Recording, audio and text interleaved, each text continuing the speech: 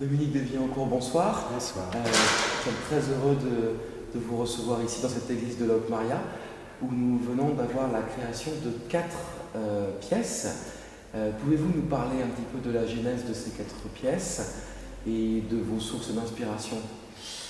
C'est une commande de ce festival, les 10 ans du festival, 10 compositeurs, donc je suis un de ces 10 compositeurs, et l'idée vraiment a été close finalement ce soir avec cette création, c'est-à-dire que ces 4 pièces, c'est-à-dire 3 pièces assez courtes en duo et une un petit peu plus longue avec 5 personnes, sont une réflexion finalement que j'ai eue et qui sont dans ma façon de composer un petit peu nouvelle. J'ai un petit peu changé, j'ai un petit peu évolué. Je pense qu'on reconnaît toujours ma musique bien sûr, mais je sais pas, tout à coup j'ai eu des impressions fugitives en m'inspirant de poèmes de René Char et de Fureur et Mystère, etc. Enfin, bon, et de toute son œuvre, j'ai voulu écrire sur des pièces qu'il a, des poèmes qu'il a écrits ou bien des textes qu'il a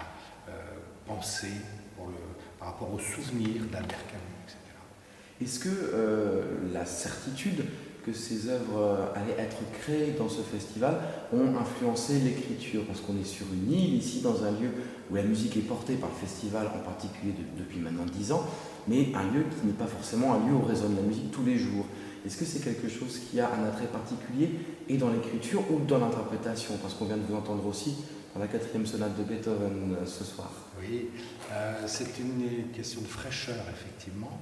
Et effectivement, j'ai été influencé par ça, parce qu'il y a 3 duos d'abord, et un duo flûte et piano, le Loriot, ensuite un duo violon et violoncelle, et puis un duo violoncelle et piano, avec cette fraîcheur, ce côté candide de ce duo. On se fait plaisir, on se répond, on s'énerve, on est triste, il y a de la mélodie, il y a du rythme, j'espère, et donc oui, une certaine fraîcheur, ça m'a influencé de me dire que ce serait à Belle-Île, dans ce cadre, dans ce festival, en plus avec des amis que je connais bien, Christophe Beau, le directeur artistique, qui a eu cette idée, qui m'a invité. Je voulais faire quelque chose pour lui. Ce sont d'ailleurs des pièces qui, certaines lui sont dédiées. Elles sont dédiées aussi aux autres, au contre-ténor. Ce soir, j'ai dédié l'éternité à Lourmarin aux 5 participants, donc contre-ténor, flûte, violon, violoncelle et piano.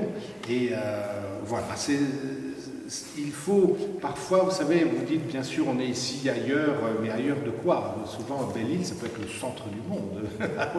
C'est important de se dire que, en fait, au moment où on interprète quelque chose, c'est le plus important.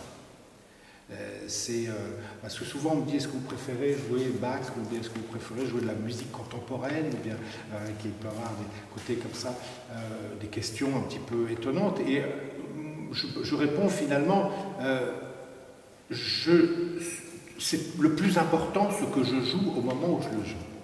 Et donc ces pièces qui ont été créées ce soir, pour moi c'est vraiment le moment le plus important d'une période de ma vie, qui est ce moment-là, cet instant présent qui est donné dans le festival de Belle-Île.